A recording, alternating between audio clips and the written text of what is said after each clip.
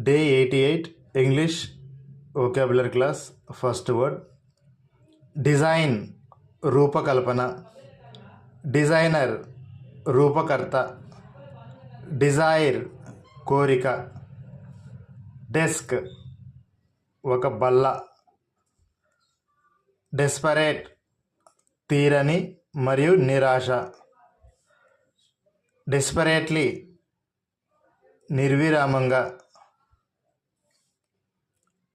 Despite, ఉన్నప్పటికీ లేదా అయినప్పటికీ. డెస్ట్రాయ్, నాశనం. డిస్ట్రక్షన్, విధ్వంసం. డీటెయిల్, వివరాలు.